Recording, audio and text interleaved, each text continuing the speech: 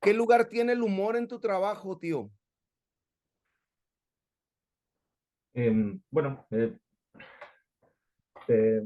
vamos a ver, voy a ser sincero, no es algo sobre lo que reflexione mucho cuando estoy trabajando, porque creo que por mí mismo, en mi forma de ser y mi forma de funcionar, dentro de que intento ser serio, evidentemente, para mí al menos, yo tengo la impresión de que sí que tengo sentido del humor y, y bueno, pues eso se tiene que reflejar de alguna manera en el trabajo. A mí me parece fundamental el humor dentro del realismo. Cuando hablo del realismo, hablo de dar verosimilitud a una obra literaria, ¿no? Me da igual que la historia sea fantástica, sea de zombies del espacio, sea de lo que sea. Eso no tiene importancia. Pero sí me parece muy importante que una historia, sobre todo cuando estamos hablando de hechos difíciles de tragar, el humor ayuda a tragar la píldora, digamos que da credibilidad. Voy a poner un ejemplo, eh, que es un ejemplo negativo, pero bueno, yo considero que Jack Ketchum, que es un autor, bueno, era, ya falleció, era un autor nacido en Texas, eh, es un muy buen autor de terror, su terror siempre es realista, su obra más famosa es, si no recuerdo mal, La chica de al lado, se llama la novela, que está basada en un hecho real, es un crimen absolutamente atroz. Y mi problema que tengo el problema que yo tengo con Ketchum, que me gusta mucho y lo adoro y me resulta una lectura muy grata, es que da la sensación de que carece por completo de sentido del humor. Y el humor está presente incluso en las situaciones más dramáticas. Yo estoy intentando recordar y creo que, que en nuestro último contacto llegamos a mencionar un poco este asunto, el tema del humor y de la importancia que tiene para dar verosimilitud. O sea, en la situación más... Sí, sí, sí, sí que lo mencionamos, sí que hablamos de esto. Entonces, en ese sentido, me parece importante. Por ejemplo, una historia tan salvaje que sé que a ti te gusta es Casi Muertos, el relato de zombies. Eh, Un clásico. es una historia muy bruta, es un splatterpunk, es gore, es todo lo que quieras. Es, es difícil tragar las cosas que pasan allí, pero está repleta de sentido del humor y de bastante mala leche. No es sentido del humor payasesco, es sentido del humor negro, muy, muy, muy, muy negro. ¿No? Tenemos, o sea, todos los personajes son unos hijos de puta, son criminales tremendos, el que no es psicópata es que es doblemente psicópata o triplemente psicópata, y luego están los zombies, que esos parece que son un poco los buenos. Y tienes a un perro, que Exacto. es el personaje del perro, que tiene su personalidad y demás. Además se llama Stalin, pues, la historia transcurre en los años 50, pues Stalin con Gaster tenga un pitbull, creo que era, o alguna raza de estas eh, bastante complicadas y salvajes y tal, que además te cuenta también su infancia y cómo la mamá se había comido a los otros cachorritos menos a él o algo por el estilo. Sí. Y, en fin, y ese es el único personaje que es más o menos bueno, porque es simplemente un animal. Ujú. Y tiene, hay más desarrollo de carácter, me acuerdo. O sea, tenemos más antecedentes del perrito que a lo mejor de otros de los personajes. Sí, Ujú. entonces, ¿qué más tengo por aquí? ¿Qué diferencia hay entre Sherlock Holmes, cuyo prototipo y temas relacionados con su ciclo mitológico son una constante en tu obra, tal como tú lo entiendes y lo recreas en tu obra respecto a su fuente y la representación que hacen del personaje otros autores hispanos o extranjeros? Un Vale. traguito de café, tío, un traguito de café, de No, lubríquese. no, estoy preparándome el cigarrillo. Ah, no, Eh, entonces échale un jalón ahí. mm, Vamos a ver, la diferencia. Primero, yo puedo hablar sobre todo por mí y por mi obra. Claro, Eh, la diferencia, a ver, en mi Holmes no puede ser el de Conan Doyle, aunque lo intento. Yo lo que intento sobre todo es respetar la fuente.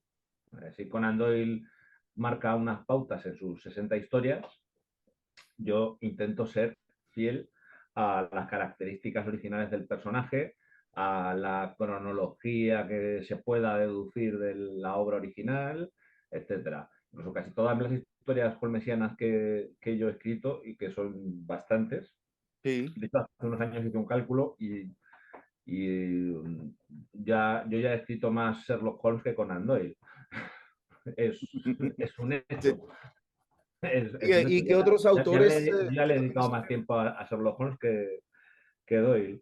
Eh, pero lo que he intentado sobre todo es respetar al personaje.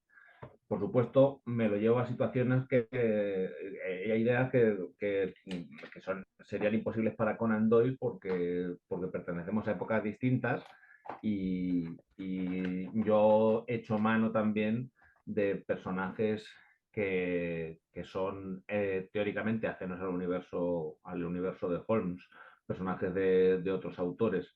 Y eso, pues claro, también está completamente fuera de las manos de Doyle. Pero bueno, vamos a ver, en el mismo canon de Sherlock Holmes hay guiños o hay menciones a obras ajenas, y hay algo de mitología creativa en el mismo canon de Sherlock Holmes. O sea, en la primera novela, Holmes hacía juicio sumarísimo de Dupin de Poe y de Lecoq de Gaboriau, por ejemplo. Y muchos años más tarde, en el relato, creo que es La Piedra de Mazarino, si no recuerdo mal, que es uno de los tardíos del último volumen, el malo pretendía escapar en un barco que se llamaba Ruritania. Ruritania es el país imaginario del Prisionero de Zenda y las secuelas escritas por Anthony Hope. O sea que ahí tenemos también un pequeño guiño que es casi mitográfico creativo. Eh, pero bueno, salvo esas pequeñas excepciones y alguna cosa más, eh, el universo que yo tengo es más amplio porque es el de Holmes más el de todos los demás. Esa sería un poco la diferencia. Am, Pregunta improvisada. El, Claro. am, en Sherlock Holmes y los zombies de Camford, vemos ahí un guiño al cómic. Sí. Y bueno, no un guiño, o sea, es parte fundamental del argumento. Sí. Am, ¿Qué influencia tiene el cómic en el resto de tu obra? A ver, el cómic es parte fundamental de mi cultura, digamos, de mi acervo, y lo empleo exactamente igual que uso el acervo literario o el acervo cinematográfico, televisivo o vital. Para mí todo está a la misma altura. No, vamos, quiero decir, en el caso de los zombies de Camford, lo que utilizaba era personajes o trasuntos de personajes británicos de los años 60 se publicaban en Inglaterra en la editorial IPC Comics, que bueno, tuvo varios nombres esa editorial. Actualmente siguen apareciendo ahora, bueno, se han vuelto a hacer un revival y demás. Bueno, yo en España aquí llegaron también casi simultáneamente a través de una editorial que se llamaba Vértice, que es una editorial muy famosa porque empezó a publicar aquí de forma masiva los tebeos de Marvel desde los orígenes, ¿no? De Spider-Man, del Increíble Hulk, la Patrulla X, X-Men, todas estas cosas. Bueno, pues simultáneamente estaban sacando a estos personajes británicos que son mucho menos conocidos que los gringos, pero tienen además una personalidad y una eh, eh, tienen un savoir-faire, tienen algo que sí que es muy, muy británico, y que luego Alan Moore recoge en The League of Extraordinary Gentlemen, en la Liga de Caballeros Extraordinarios. Ujú. Es la idea de que el héroe es un monstruo al mismo tiempo. Sí. Pues estos personajes originales ingleses, que a mí me maravillan y me parecen fascinantes, y los consumí de niño y luego los he releído de adulto y tal, me parecen maravillosos. Tienes, tienes a Zarpa de Acero, que es un inglés manco que tiene una mano protésica de metal que más o menos funciona, que sufre un accidente y cada vez que recibe una descarga eléctrica se vuelve invisible. Ujú. Entonces, ese personaje nace como villano. Él en el momento que se puede volver invisible, lo que hace es intentar conquistar el mundo, que se parece bastante al hombre invisible original de Wells. Es una versión. Pero conforme avanzan los números de la serie, el villano es derrotado y lo que se hace con él es que se le reinserta. Se convierte en un bueno, se convierte en un héroe que trabaja para el Servicio Secreto Británico, para el Escuadrón de las Sombras, lo cual no deja de tener su lógica, ¿no? Es bastante útil. Había Sí. en, en el Dragón Rojo, creo que era, sí, debió ser en el Dragón Rojo, que es la primera aparición de Aníbal Lecter, de Thomas Harris, en donde mencionaba, tiene una entrevista con el agente del FBI que lo ha atrapado finalmente, y a Lecter lo tenían, bueno, ya sabes, estaba en una situación en que no podía ver a nadie, estaba completamente encadenado y demás, y, y Lecter le dice que considera que la sociedad en que vivimos es errónea y está completamente equivocada. Dice, cualquier sociedad civilizada, dice, me habría matado o habría intentado sacar partido de mí. Porque claro, el Lecter no deja de ser una especie de superhombre, es una entidad superior a todas, ¿no? Es un bicharraco, es como el conde Drácula, es algo así. No tiene superpoderes, pero casi. Entonces, y esa consideración de que cualquier sociedad o me habría quitado de en medio porque soy un monstruo o habría intentado sacar partido de mí, mm, es muy británica también en ese sentido. Por lo menos en la ficción británica, en estos tebeos ya se ve. Eso ya sucede. Hay otro personaje precioso de esta misma serie británica, de esta misma familia británica, que es The Spider, la araña, que aquí en España lo publicaron casi a la vez que el Spider-Man norteamericano, el gringo, Ujú. y también lo llamaban Spider-Man. Y ese es un personaje absolutamente psicotrónico, extrañísimo, es un villano con un traje ajustado que lleva una especie de bombonas en la espalda y unos adminículos extraños en el pecho que parecen como relojes o algo por el estilo, que se Sí. autodefine como un genio del mal, absolutamente egocéntrico, ególatra y pasado de rosca, que durante una serie de números es un gran villano, pero en un momento dado decide pasarse al otro bando porque dice que lo de ganarle a Scotland Yard es muy fácil.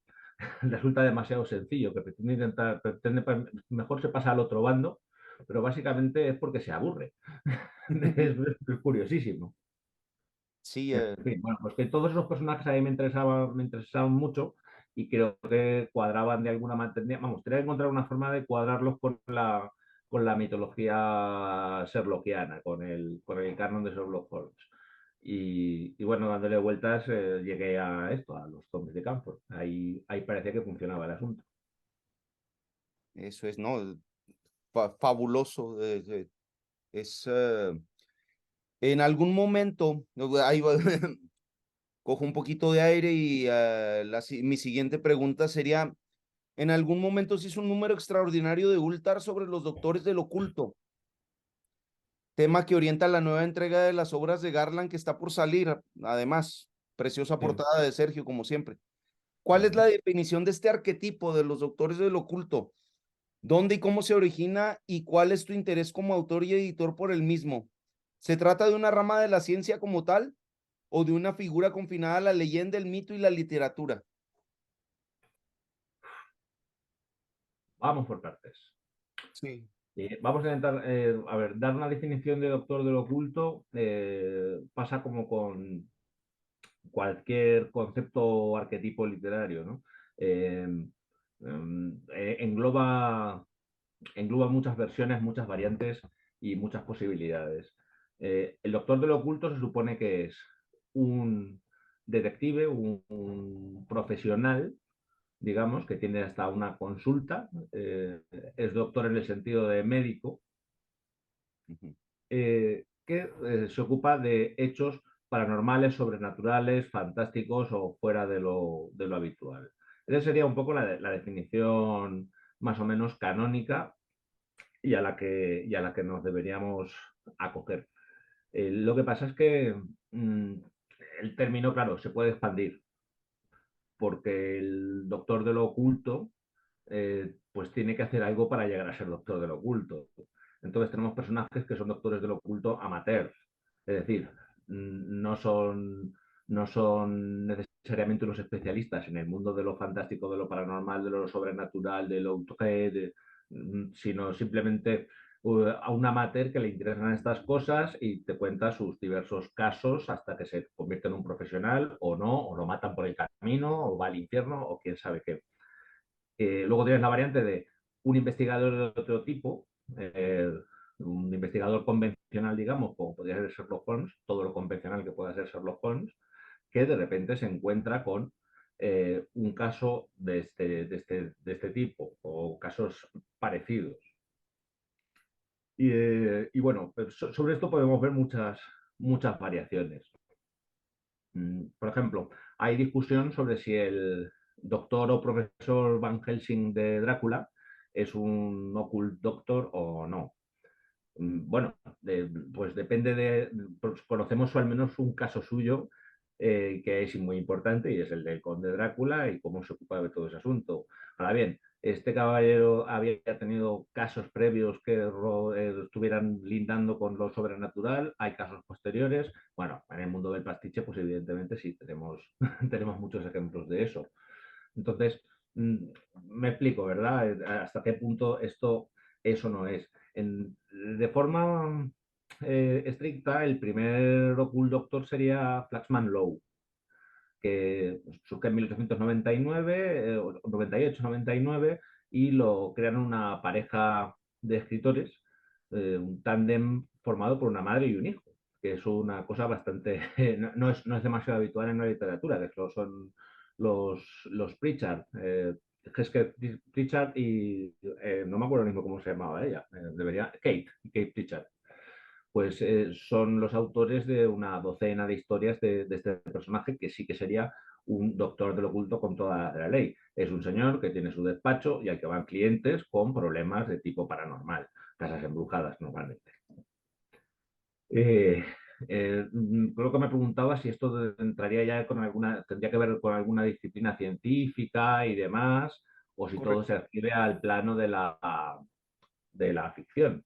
Bueno, pues lo curioso es que en realidad no es que existen disciplinas pseudocientíficas o intentaron ser científicas durante una época, en el siglo XIX, cuando se funda la Society for Psychical Research en Inglaterra. Bueno, pues se intentaba dar un aire científico y se intentaban hacer estudios relativamente científicos o intentar no utilizar el método científico sobre asuntos relacionados con fantasmas, apariciones y sobre todo el espiritismo, el contacto con los muertos, con la otra vida y demás. Claro, por supuesto, todo esto lo que da lugar es a un montón de farsantes y de engaños, de estafas, etcétera, etcétera, etcétera. La verdad es que aquello se quedó en nada, nunca se pudo demostrar nada de forma fehaciente y otra cosa es que a eso también haya pasado a formar parte del acervo popular. A esto hay que sumarle que en la vida real pues sí que existen expertos en estos temas, ¿no? Hay gente que ha tenido, son estudiosos de esta clase de mundo, del paranormal y demás, están los ufólogos, está todo eso. Y bueno, en ese sentido, pues sí, esos serían auténticos occult doctors. Claro, hay que ver si estamos hablando de gente seria o si estamos hablando de cantamañanas y de farsantes, etcétera, etcétera, etcétera.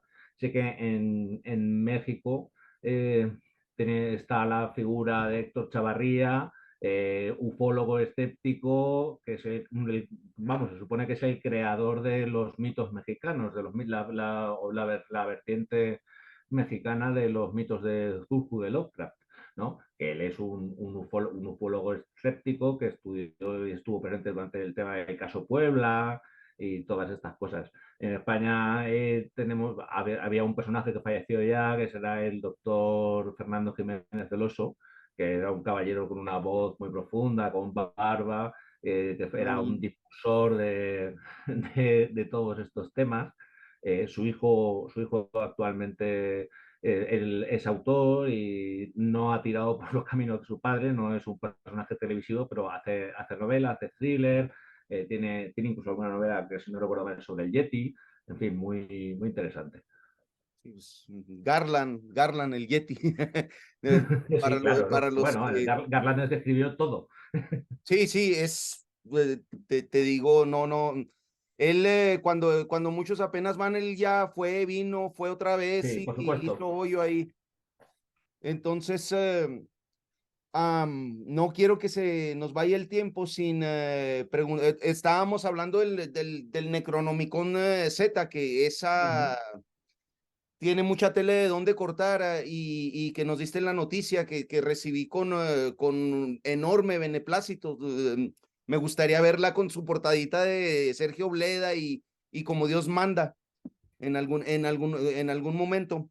Entonces, no puedo evitar hacer esta pregunta. ¿Tiene relevancia el Necronomicon Z con el presente de tu propio contexto vital, especialmente en lo que se refiere a las leyes y a las ideologías? O sea, los grimorios que había antes, ¿qué tanto se parece a las leyes que hay ahora? Por decir un ejemplo medio random en España. ¿En qué se parece el libro de las leyes de los muertos a las leyes actuales? Mejor estaría hablar de A en las qué, ideologías. bueno, no sé, creo que la ideología que pudiera haber tras el Necronomicon, que es un libro, es uno de esos libros que no existe, que ha saltado a nuestro plano de realidad de forma mágica y no ha aparecido una vez, sino muchas. Hay muchos Necronomicones ahora mismo por ahí sueltos. Digamos que el original, el que Lovecraft soñó, porque parece ser que el nombre de Necronomicon se le apareció en un sueño o lo escuchó en un sueño, se le ocurrió en un sueño.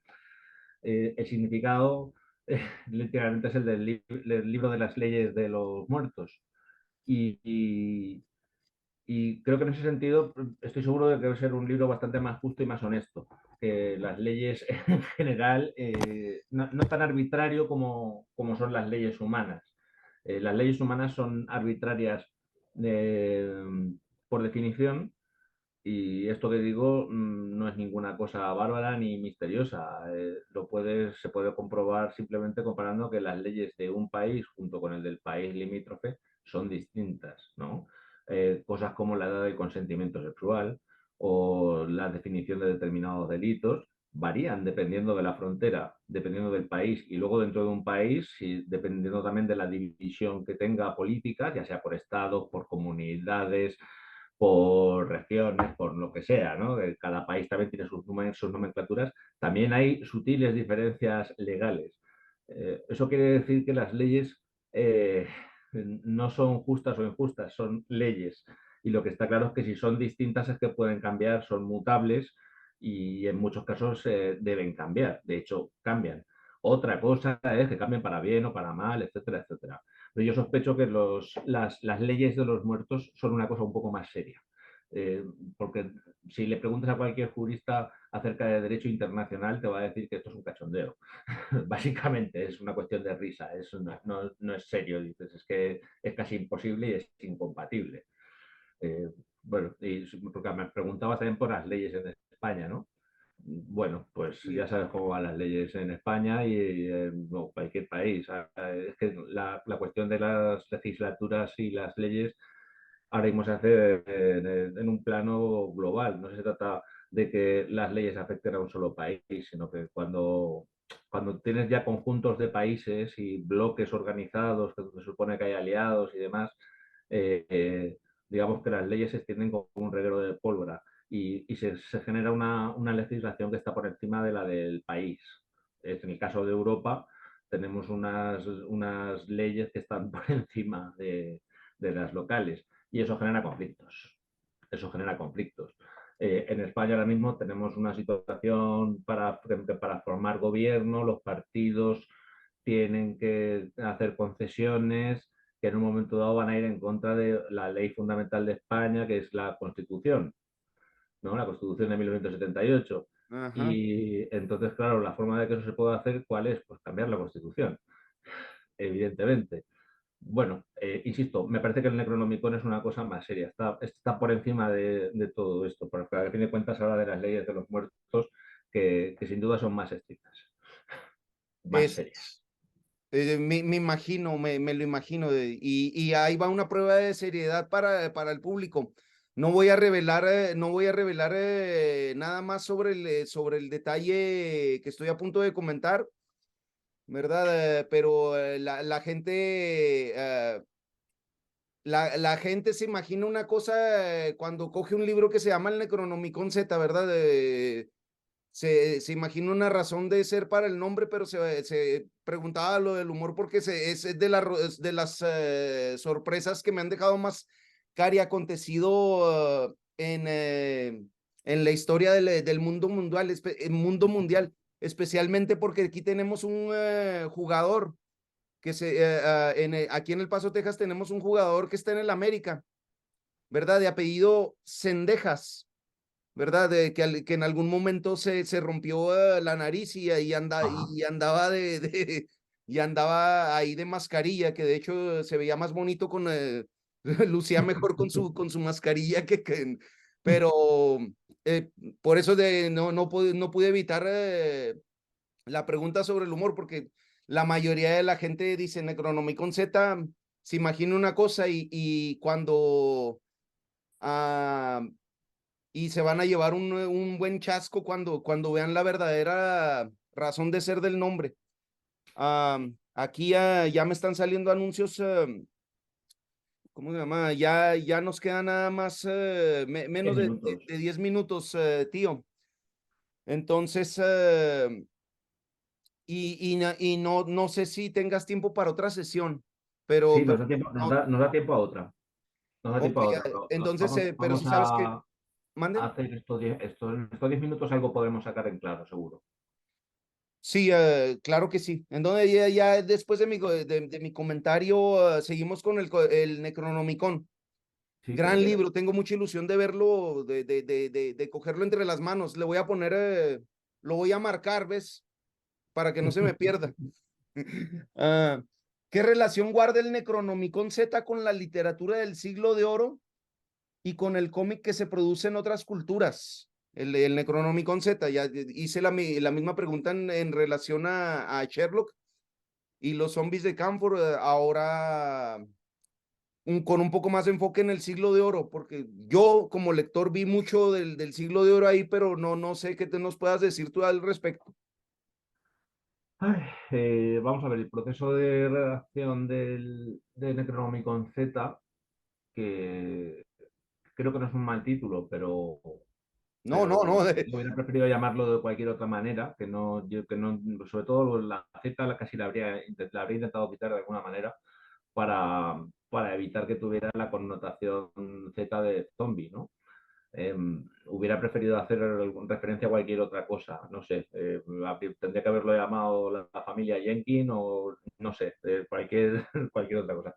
No, ese, Eh, me encanta el el, nombre. el- el proceso de redacción fue complicado y, a ver, el libro tiene ya 11 años, si no me equivoco, Sí, y tengo recuerdos bastante encontrados y extraños, porque lo escribí en una época de mi vida bastante donde se producían muchos cambios y te confieso que tengo un recuerdo bastante brumoso de la redacción. Recuerdo escribir a mucha velocidad, tener parones muy grandes, meses de sequía y tener que terminarlo en modo profesional, bolsilibrero, Curtis Garland, Silver Kane, etcétera, tener que dar una maratón final. De lo que tengo más recuerdo, quizás sea de la parte donde aparecen las tierras del sueño, donde se produce allí una serie de hechos bastante graves que empiezan no en las tierras del sueño, sino en las tierras de la vigilia, en Arkham, con el Necronomicon y con alguien que hace uso indebido de él, o bueno, o el único uso que se le puede dar en un momento dado. Este, entonces, bueno, en relación con el siglo de oro, pues es que yo en ese momento lo que tenía en la cabeza sobre todo era Lovecraft y su mundo y sus adláteres. Claro, de ahí a decir que yo confieso que no estaba pensando en Cervantes, ni estaba pensando en Quevedo, ni estaba pensando en ninguno de los clásicos. Estaba demasiado ocupado pensando en la historia, intentando hacer que ese barullo tuviera sentido y llegar a buen puerto. Claro, yo los clásicos, pues evidentemente los he leído y demás. Entonces, pues los tengo también asumidos, son parte de mi acervo, exactamente igual que los tebeos que estaba mencionando antes británicos o cualquier otra cosa. Para mí no está una cosa por encima de la otra. Entonces, bueno, supongo que si intentas rastrear en Necronomicon Z a los clásicos, pues los tienes que encontrar, básicamente. No me cabe la menor duda.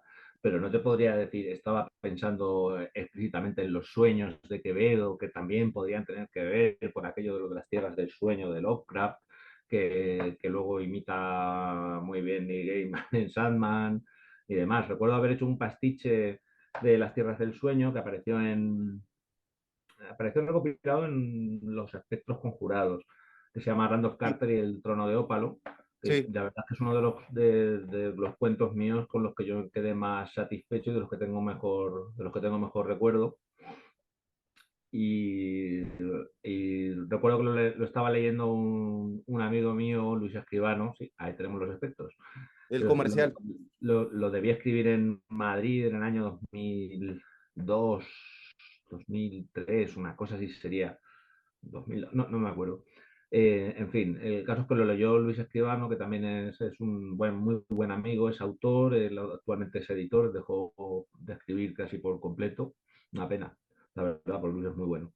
Y lo leyó y dice, oye, aquí esto lo que has hecho es copiar a Neil Gaiman. Digo, no, digo, aquí lo que he cogido es a Lovecraft. Digo, lo que pasa es que tú no tienes controlado a Lovecraft y su mundo. Digo, eso es Neil Gaiman el que se ha copiado a Lovecraft. Yo por lo menos, además, es bastante confeso, ¿no? No utilizo el concepto de Lovecraft, utilizo sus personajes con sus nombres y apellidos. Cuando tienes el arquetipo creado, y si el arquetipo tiene nombres y apellidos, puesto que vas a cometer un robo, ve directamente al arquetipo, ¿no? No necesito crear otro Sherlock Holmes más, ¿no? Si quiero hacer una historia a los Sherlock Holmes, no me invento un personaje que se parezca a Sherlock Holmes, cojo a Sherlock Holmes y punto pelota. Y ya está, ¿para qué darle más vueltas? Si ya existe, ya está, es libre además, es de todos. Eso es más Entonces, grave que descubrir Mediterráneos. sí, efectivamente. Sí, No sé si con entonces esto responde más o menos a lo que me planteaba sobre el económico. no quiero, yo no, no hay respuestas buenas ni malas, o sea, es como decía cierto autor que algunos quieren, otros no, como debe ser, ¿verdad? Aquí no es el mito de la izquierda, ni de la derecha, ni del blanco, ni del negro, ni del rojo con el azul. Esa es la respuesta de Alberto López Aroca, lo que quiero, y fue lo que obtuve. Entonces, una cortita, bueno, una, Vale. supongo que no para estos 3 minutos que nos restan de sesión, y de una vez te pido, te pregunto entonces si te dará tiempo de esperar 5 minutos Sí, en lo sí, que sí, sí, reiniciamos sí. otra. Ok. ¿Por qué aparecen tantos homínidos en tu obra? Cosa que me encanta. ¿Por qué aparecen tantos changos, tantos ahí ya, Menos mal que primates? pensabas que esta pregunta era de respuesta corta, pero no, es de respuesta relativamente larga. No, no, pues Eh, cuánto mejor. Vamos a ver, lo primero existe un atractivo en los antropoides, en los homínidos, evidente para el ser humano. Desde que se conocen, nos hemos relacionado con ellos y son criaturas que se parecen muchísimo a nosotros. Eh, la literatura, de forma tradicional, los ha tratado un poco como una parodia de nosotros mismos. Es un espejo en el que nos vemos reflejados. Todos como personajes son fantásticos, son una maravilla. Luego, además, suma el mito o ficción o realidad, no lo sé, de que en los cómics de Estados Unidos de América, ya por los años 60, llegaron a la conclusión de que cuando en la portada aparecía un mono, un gorila o algún simio, ese número vendía más. Ya fuera un número de Superman o un número de una serie del oeste, western, o fuera ciencia ficción, o fuera lo que fuera, parece ser que los monos vendían. Eh, mm, claro, se supone que por ese motivo además proliferaron en esos cómics. Yo personalmente es que le tengo mucho cariño a los homínidos y además un gran respeto. Y sí, uso muchos personajes con esa característica. Vamos, es una figura que me encanta y sí, es un reflejo de nosotros, sin duda alguna. Sí, el comercial, sí, Sí, incluye un artículo mucho más serio y mucho más elaborado que el que se va a encontrar usted en cualquier journal, en cualquier publicación académica llamado Algunos monos que usted debería conocer. Entonces, pues aquí